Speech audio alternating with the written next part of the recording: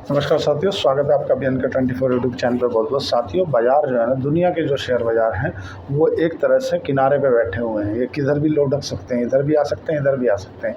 उसके पीछे का फैक्ट क्या है, कारण क्या है, वो चर्चा कर लेते हैं। पहला तो यूक्रेन के द्वारा किए गए हमले, उनसे पूरी दुनिया रूस की प्रतिक्रिया के ऊपर नज़र बना के रखी है कि क्या होगा। ऐसे ही हमारी गिफ्ट निफ्टी के भी संकेत मिले, खुला तो ऊपर, लेकिन उसके बाद में बाजार धीरे धीरे नीचे से लेप होता चला गया।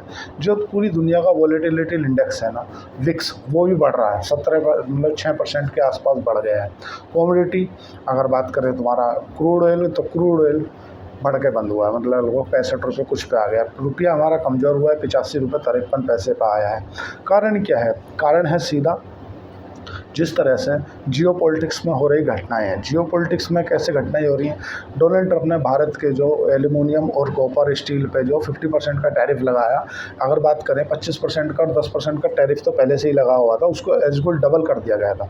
और भारत ने क्या है, WTO में, जो वर्ल्ड ट्रेड ऑर्गेनाइजेशन है ना, जो पूरे देशों को एक तरह से ट्रेड को लेके एक पॉलिसी डिसाइड की गई है कि भाई अगर कोई देश अपने ट्रेड पे कुछ करता है तो उसमें जाके आवेदन लगा सकता है। तो उसको अमेरिका ने खारिज कर दिया है। वो कहीं ना कहीं भारत के लिए नेगेटिव खबर है।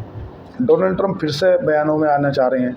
डोनाल्ड ट्रंप ने फिर से अपना वही पुराना टैरिफ राग लाफ रहे हैं। कल उनको चाइना को और अमेरिका को लेकर जो ट्रेड डील बन गई थी, बोले ट्रेड हो जाएगा और हमारी आपस में सहमति बन गई है, और फिर से सहमति उखड़ती हुई नज़र आ रही है।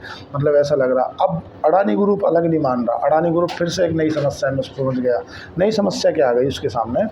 अडानी ग्रुप ने ईरान के साथ में, इनका जो एक पोर्ट है अडानी में, ईरान में, उससे LPG, जो कि सैंक्शन लगा रखा है अमेरिका ने, तो इनके ऊपर जो आरोप लगाया है ना अडानी ग्रुप के ऊपर, कि इन्होंने अपने मुद्रा पोर्ट से, जो कि ईरान में है, उससे LPG एक्सपोर्ट इंपोर्ट की है, जो कि ईरान के ऊपर प्रतिबंध लगा हुआ है। तो उन्होंने कहीं ना कहीं सैंक्शनों का उल्लंघन को लेकर के अडानी ग्रुप को नई समस्या में उलझा दिया। बात करें ओला इलेक्ट्रिक की। ओला इलेक्ट्रिक क्यों गिर रहा है? देखो, ओला इलेक्ट्रिक की जो अभी इलेक्ट्रिक व्हीकल को लेकर आंकड़ा जारी हुआ है ना, वो बेहद चौंकाने वाला है। मतलब ख़राब आंकड़ा हुआ है। एप्टस वैल्यू 305 रुपये पे जो कंपनी का प्रमोटर है, उन्होंने 1945 करोड़ रुपए की बल्क डील की है, मतलब अपना हिस्सा बेचा है। बाज़ार तो बढ़े, लेकिन बाज़ार को बढ़ने नहीं दे रहे कंपनी के प्रमोटर। जैसे ही बाज़ार में ज़रा सी उधार आता है, तत्काल वे बेच जाते हैं। देखो, जो भी प्रमोटर अपना हिस्सा बेचता है ना, वो पैसा कभी वापस नहीं आता।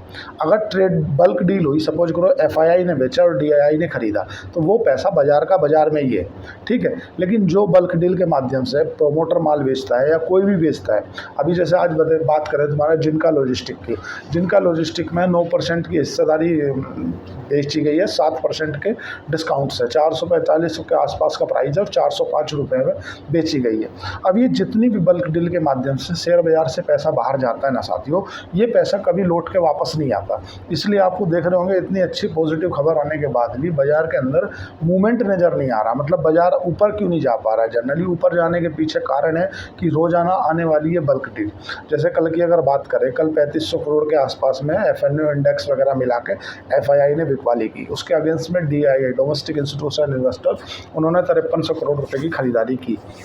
अगर बात करें पॉजिटिव संकेत, तो केवल एक बैंक निफ्टी की तरफ से है, बाकी कहीं भी पॉजिटिव संकेत अभी नज़र नहीं आ रहे हैं। ऑल ओवर जियोपॉलिटिक्स में जो घटनाएं घट रही हैं ना, वो शेयर बाज़ार को इस तरफ या इस तरफ, किसी भी तरफ हो सकता है। क्योंकि जिस तरह से अमेरिका और ईरान की बात चल रही थी दोनों की, कि हम दोनों व्यापार करेंगे, अब वो फिर उलझ गया है। ईरान ने बोल दिया कि आपने जो सैंक्शन हमारे ऊपर लगा रखे हैं, पहले वे सैंक्शन ख़त्म करो, उसके बाद हम तुमसे बात करेंगे। अब ये नई समस्या खड़ी हो गई है। क्योंकि देखो, पहली बात तो एक रूस की तरफ से बयान आया है कि आने वाले 1-2 दिन में इजराइल की तरफ से ईरान के ऊपर बड़ा हमला हो सकता है। क्यों हो सकता है? देखो, अमेरिका क्या है, ईरान को दे रहा है न्यूक्लियर। अब वो जो न्यूक्लियर दे रहा है ना, वो ईरान क्या कर रहा है, उसका परमाणु बम बनाने में यूज़ कर रहा है, ऐसी अफवाहें हैं। मैं इस बात की पुष्टि नहीं करता, इस बात को प्रमाणित नहीं करता, पर जिस तरह की अफवाहें चल रही है कि ईरान उसका परमाणु बम बन रहा है, और अगर ईरान परमाणु बम बना लेता है तो मिडिल ईस्ट में कहीं ना कहीं शांति नहीं रहेगी। बात करें अगर क्रूड ऑयल की, क्रूड ऑयल में क्यों तनाव आ रहा, क्यों बढ़ा रहा क्रूड ऑयल बढ़ा है बढ़ती हुई अनिश्चितताओं को, और कनाडा के जंगलों में जो आग लगी है, वहाँ का जो क्रूड ऑयल निकल रहा था वो प्रतिबंध हो गया, जिससे कहीं ना कहीं क्रूड ऑयल में में दबाव देखने के लिए मिल रहा है तुम्हें। अब जिस तरह से आज सोने की बात करें, सोना 98,000 रुपये बना हुआ है। चांदी में थोड़ी सी बढ़िया रिकवरी देखने के लिए मिली है, 1 लाख के ऊपर पहुंच गई है। जिस तरह से जब भी दो देशों के बीच में मतभेद बढ़ते हैं ना, तो ये होता है। अब एक एक बात को अगर विस्तार से चर्चा करें, जिस तरह से मार्केट में कल IPO 2 लिस्ट हुए, दोनों के दोनों डिस्काउंट पे लिस्ट हुए। भाई अगर इतनी बम्पर एप्लीकेशन आई, उसके बाद में भी अगर डिस्काउंट पे लिस्ट हो रहे हैं रिकवरी के साथ, बाज़ार खुलता ऊपर है, आगे नीचे जाता है। मतलब क्या है कि FII ना, जैसे ही बाज़ार खुलता है हाल ही माल बेच देते हैं, सप्लाई नीचे आ जाती है, FII के आंकड़े। दूसरा, अभी ये जो वीक है ना, इस वीक में बहुत सी ऐसी घटनाएं घटने वाली हैं, वो घटनाएं बाज़ार की दशा और दिशा तय करेंगी। जैसे कि अगर बात करें पूरे बाज़ार में ऑल ओवर अच्छा कहाँ है, मतलब सब खराब ही खराब है क्या? देखो, अच्छा है केवल बैंक निफ्टी। जो बैंकिंग स्टॉक है ना, वे थोड़े से अच्छे कर रहे हैं। क्यों कर रहे हैं? क्योंकि जिस तरह से अभी 3 दिन की MCP मतलब मॉनेटरी पॉलिसी की जो बैठक है ना, उसका 3 दिन बाद आंकड़े आने वाले हैं। अब उसमें हो सकता है रेपो रेट में बदलाव कर दे RBI संजय मल्होत्रा। अगर गवर्नर रेट कट करने के बाद भी आउटलुक जो पेश करते हैं ना नेक्स्ट आने वाले 3 महीने का, वो डिफाइन करेगा कि बाज़ार को यहाँ से आपको देखने के लिए नीचे मिल जाए। कुछ कंपनियाँ ऐसी भी हो सकती हैं जो बिल्कुल पैरामीटर ख़राब है, कंपनी फंडामेंटली वीक है, उसके बाद में भी कंपनी भागे जा रही है। कुछ ऐसी भी कंपनियाँ हैं जो सब चीज़ अच्छी है उनकी, उसके बाद भी नहीं चल रही। बाज़ार इनरेशनल है। इसीलिए तो जो अगर रैशनल हो तो जो अच्छी कंपनियां हैं लोग बाग वो खरीद लें, ख़राब जो कंपनियों का फंडामेंटल ख़राब है उन्हें कोई खरीदे ही नहीं और सब पैसा बना लें, ऐसा नहीं है। शेयर बाज़ार इनरेशनल होता है। आपको देखने के लिए मिलेगा कि जो कंपनियों फंडामेंटली मजबूत हैं वे रॉकेट कहीं नहीं जा रही, और जो बिल्कुल कमज़ोर हैं वे रॉकेट हो रही है। ऐसा होता है। अभी एयरटेल की बात करें, एयरटेल मतलब जो जोमेटो का नया नाम एयरटेल हो गया है। एयरटेल जब 158 रुपये से गिरती 40 रुपये पर आ गई थी, मतलब लगभग लोगों का विश्वास खत्म हो गया था। बोले यार जोमेटो तो खत्म हो गई, खत्म हो रहा है, छोड़ो। उसके बाद में वहाँ से 6 गुना हुई। सपोज करो किसी ने 40 रुपये पर अगर 10 लाख रुपये लगाए तो उसके 60 लाख रुपये हो गए नेक्स्ट 3 महीने में, और कंपनी में फंडामेंटली कोई चेंज ही नहीं हुआ। तो ये सब चीज़ें होती हैं, एक अकेला ही नहीं। अभी जैसे अगर किसी कंपनी में फ्रॉड बाहर आ जाए, जैसे जेंसोल इंजीनियरिंग 1400 रुपये पर था शेयर, आज 60-62 रुपये पर 50 रुपये पर चल गया। उसके बाद भी लोगों को एग्जिट करने का मौका नहीं मिल रहा, मतलब लोअर सर्किट लग रहा है। और सेबी अब ना पहले से बहुत सतर्क हो गई है। पहले जो जैसा देखा जाता था ना कि यार कुछ भी हो सकता है, कैसे भी हो सकता है, अब वैसा नहीं है। अब समस्या जो है ना बाज़ार के अंदर, अभी जो आपको क्या करना चाहिए, अभी केवल पैसा रख कर बैठना चाहिए, और जियो पॉलिटिक्स में जो हो रही हैं घटनाएं उन पर नज़र बना के रखनी चाहिए। क्योंकि बाज़ार को रूस की तरफ से किसी भी तरह का कोई भी हमला या किसी भी तरह की जवाबी कार्रवाई सारे ऑल ओवर वर्ल्ड के शेयर बाज़ारों को प्रभावित करेगी। क्योंकि जो रूस है ना वो परमाणु संपन्न देश है, और वो कुछ भी कर सकता है। मैं क्या कुछ चीज़ें यूट्यूब पर रहती है ना, तो ये क्या इसको आइडेंटिफाई करता है यूट्यूब, उसके बाद ही उसको अपलोड होता है। तो कुछ चीज़ें मैं स्पष्ट नहीं बोल सकता, इसलिए अगर रूस की कोई भी जवाबी कार्रवाई, वो ही पूरी दशा और दिशा तय करेगी। अब पहली बात, अगर बात करें केवल भारत के लेवल की, भारत में पता नहीं वोडाफोन आइडिया को कहाँ से संकेत मिल रहे हैं। वोडाफोन आइडिया अलग ही नहीं मान रहा। वोडाफोन आइडिया के जो उच्च अधिकारी हैं उन्होंने आके बोला कि हमें सरकार की तरफ से राहत मिल सकती है, जबकि जो टेलीकॉम मिनिस्टर है ना ज्योतिराज सिंधिया जी, उन्होंने इस बात का खंडन किया है। बोले नहीं हम कोई इनको मतलब AGR में राहत देने के पक्ष में नहीं है। जब टेलीकॉम मिनिस्टर तो मना कर रहा है, वो कह रहे नहीं हमें मिल सकता है। और दूसरा QIP लाना चाह रहे हैं, जो अपना कुछ प्राइस को रेट पे शेयरों को बेच के कुछ पैसा जुटाना चाह रहे हैं।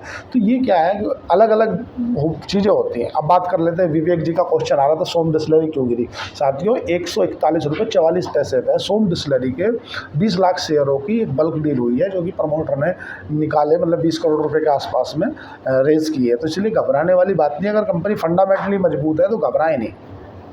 ऑल ओवर में जो जियो पॉलिटिक्स में घट रहा है, जैसे रोज़ की रोज़ कोई ना कोई बल्क डील आ जाती है। एक्टस फाइनेंस की आ गई आज 1945 करोड़ रुपया जो न बेच दिया प्रमोटर ने 305 के रेट से। फिर तुम्हारा चिनका लॉजिस्टिक की आ गई। अब देखो टोरेंट फार्मा के लिए एक अच्छी खबर जरूर आई है कि उन्होंने कैंसर को लेकर एक दवाई ऐसी बना ली है जो कि उस पैटर्न पर सक्सेस हो गई है कैंसर वालों पर अभी ना आपको बिना वित्तीय सलाहकार के शेयर मार्केट में उतरना सही नहीं है। अपने फाइनेंशियली एडवाइज़र से ही सलाह करके जब भी कुछ करें, क्योंकि जिस तरह की जियो पॉलिटिक्स घट रही है ना, ऊँट किसी भी करवट बैठ सकता है, और अगर ऊँट बैठ गया ना तुम्हारी करवट तो तुम्हारे कैपिटल और ले बढ़ेगा। शेयर बाज़ार में और क्रिकेट में कोई फ़र्क नहीं है। क्रिकेट में रन वही बनाता है जो क्रीज पे बना रहता है। अगर उसने सपोज करो 20 बॉल खा गया और उन्होंने एक भी रन नहीं बनाया, लेकिन अगर उसे एक ओवर भी मिल गया तो वो पूरे 10 ओवरों का टारगेट निकाल लेता है। सेम है शेयर मार्केट। शेयर मार्केट में अगर आप बने रहोगे तो पैसा लंबे समय में बन जाएगा, बस अपना विकेट नहीं गंवाना। इस शेयर मार्केट में विकेट क्या होता है? कैपिटल। कैपिटल इन दिस पैसा। पैसा नहीं खोना अपना। पैसा कौन खोते हैं? एफएनओ करने वाले, इंट्राडे करने वाले, जिन्हें कल कोई करोड़पति बनना है। भाई कभी भी कोई भी इतना बड़ा फाइनेंशियली एडवाइज़र हो, वो ये नहीं कहता कि एक काम करो, आप डिस्प्रिन की गोली आज खा लो, घंटा भर बाद आप 5 करोड़पति हो जाओगे। उसके लिए संघर्ष करना पड़ता है, स्ट्रगल करना पड़ता है, टाइम का लेवरेज लेना पड़ता है, पैसे का लेवरेज लेना पड़ता है, डिफरेंट डिफरेंट इंडस्ट्रियों को, पैरामीटरों को देखना पड़ता है कि एक सरकार का किस तरफ फोकस है, सरकार क्या चाह रही है। तो इन सब चीज़ों को, जियो पॉलिटिक्स में क्या घट रहा है, किसकी घटना क्या किस तरफ ले लेगी। सपोज करो जैसे रूस की चेतावनी आई है कि ईरान के ऊपर इजराइल हमला कर सकता है। इधर इजराइल ने हमला कर दिया ईरान के ऊपर, बड़े तेज पर, उधर रूस ने कर दिया यूक्रेन के ऊपर, तो तुम्हें क्या लग रहा है कि तुम्हारे शेयर बाजार बढ़िया रहेंगे? तुम्हारे शेयर बाजार 1,000 पॉइंट टूट जाएंगे। क्योंकि जियो पॉलिटिक्स ना डिफाइन करती है बाजार की दशा और दिशा। क्योंकि ईरान से जो मुद्रा पोर्ट है अडानी का, अडानी अलग ही नहीं मान रहा। अडानी तो ट्रम्प से भी बड़ा वाला हो रहा है कि मुझे तो हमेशा खबरों में रहना ही है। अब उसके ऊपर जो आरोप लगा है कि भाई तुमने एलपीजी ईरान से एक्सपोर्ट की है, तो वो कहीं ना कहीं जो अमेरिका के सैंक्शन लगे हैं उनका उल्लंघन है। वो एक अलग तरीका है, वो तो इसमें तो कहीं ना कहीं कोई उलझता ही रहता है। हाँ, WTO में ज़रूर कहीं ना कहीं अमेरिका ने अपना प्रभुत्व वाली बात बताई है कि भाई भारत ने जो याचिका दी थी उसे उसने खारिज कर दिया। ऐसा नहीं चलता इस तरह से। अब आपने कभी इस बात पर फोकस किया है कि भारत में जितने भी किसान हैं उनको कभी उनकी MRP जो मांगते हैं ना हर फसल के ऊपर, क्यों नहीं देती सरकार? वो नहीं देती केवल WTO के कारण। भारत WTO का सदस्य है। WTO मतलब वर्ल्ड ट्रेड ऑर्गेनाइजेशन। उसका क्या काम है? पूरी दुनिया में कहीं से कोई चीज़ सस्ती मिलती है तो कहीं से कोई चीज़ सस्ती मिलती है। अगर सब देश अपने अपने यहाँ उसका फिक्स रेट प्राइस कर देंगे तो कुछ दूसरे देशों का माल ही नहीं बिकेगा। भाई अगर सपोज करो मेरे यहाँ गन्ना होता है और कोई फसल ही नहीं होती, तो मैं गन्ना ही थोड़ी खाऊंगा यार, मुझे दाल भी खानी है, दलहन भी खाना। अब बात करें जितनी हम दाल खाते हैं ना भारत के अंदर, उसका लगभग 60% दाल, मतलब 65% दाल जो है ना हम दूसरे देशों से इंपोर्ट करते हैं, क्योंकि है ही नहीं हमारे पास उतनी। दलहन की मात्रा भारत में कम है और देशों के मुकाबले।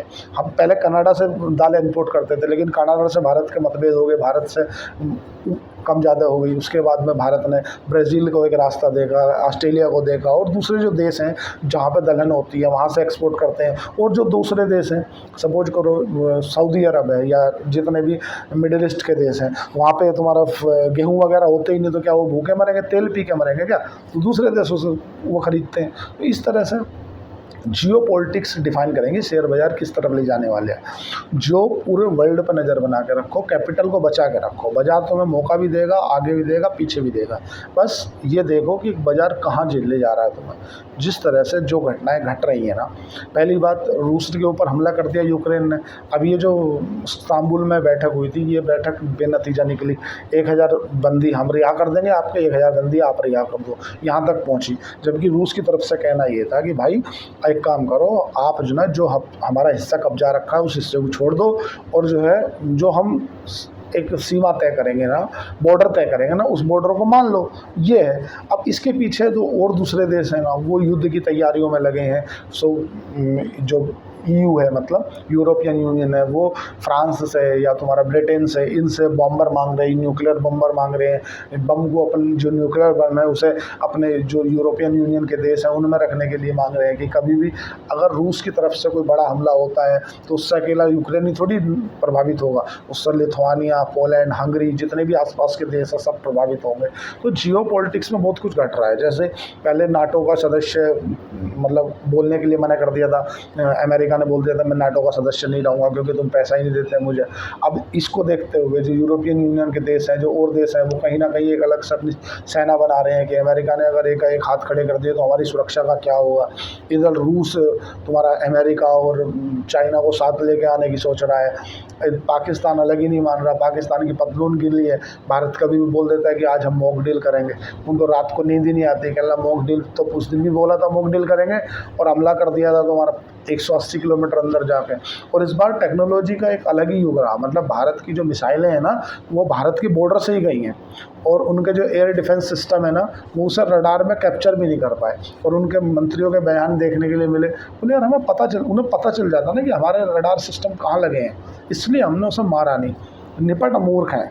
अब देखो, वो क्या अपनी अलग ही दुनिया में चलते हैं। मैं जितने भी पाकिस्तान वाले हैं ना, वो बोलते भारत से हम जीत गए युद्ध में। भाई तुम अगर जीत गए तो जो 2-4 पढ़े लिखे लोग हैं ना पाकिस्तान के अंदर, उन्होंने उन्हीं के नवाज उनके पीएम से पूछ लिया कि चलो अगर आप युद्ध जीते हो, हमने मान लिया भारत से आपने युद्ध जीतो, चलो तो भारत ने इंडस वाटर ट्रीटी थी ना, उसको रिन्यू क्यों नहीं किया? भारत से अगर आप युद्ध जीते हो तो ऐसे कहीं जिस तरह से भारत सैटेलाइट इमेजेस दिखा रहा है, कुछ हमने यहाँ चुन चुन के मारा, आपके पास ऐसा कुछ है नहीं। भाई कुछ तो होगा, ये सारे कैमरे ख़राब हो गए थे, मतलब ये तुमने रडार भी नहीं पकड़ पाया, कुछ है ही नहीं बोले। और देखो एक बात तो पहले तो नकार ही रहा था वो कि भारत ने हम पे हमें कोई क्षति नहीं पहुंचाई, लेकिन उन्होंने क्या किया, अभी एक मीटिंग में गए हुए थे वो, उन्होंने बोल दिया कि भारत पे हम हमला करने वाले थे, नमाज पढ़ के सुबह 4 बजे मगरिब की आवाज़ नमाज पढ़ के भारत पर हमला करने वाले थे। लेकिन परिणाम क्या हुआ, भारत ने नमाज ही नहीं पढ़ने दी अगले को। तो देख रहे तो सिस्टम कितना तेज़ है भारत का इन्फॉर्मेशन। सुबह 4 बजे वो हम पे हमला करने वाले थे, हमने सालों को सुबह ही नहीं होने दी। ले भाई, तो करेगा जब करेगा, हम पहले कर दे रहे। और इतना हमला किया कि वो जो जहाँ से अटैक करने वाले थे, जो उनका हेडक्वार्टर था, वही ख़त्म कर दिया। तो जियो पॉलिटिक्स घटेगी, जो भी घटनाएं हैं वो बता देंगे, घबराने वाली बात है नहीं। बाकी फाइनेंशियली सलाहकार जो वित्तीय सलाहकार है उससे पूछ के ही करें जो भी करना, नहीं तो नुकसान हो जाएगा। आजकल जो ना बहुत वॉलेटिलिटी वाली मार्केट चल रही है, ठीक है। अगर आपको शेयर मार्केट में डीमैट अकाउंट खुलवाना है तो आप शेर खान के साथ डीमैट अकाउंट खुला सकते हैं, नीचे दिए गए डिस्क्रिप्शन में जा करके। आज के लिए इतना ही, जैसा भी कुछ होगा मैं जियो पॉलिटिक्स में घटनी घटनाओं पर अपडेट दे दूँगा। जो मॉरल सपोर्ट होगा मैं करूँगा। आपने डीमैट अकाउंट खुलाना है तो नीचे जाके डिस्क्रिप्शन में जाकर खुला सकते हैं। आज के लिए इतना ही। चैनल को लाइक करें, सब्सक्राइब करें, कमेंट करें। धन्यवाद, थैंक यू।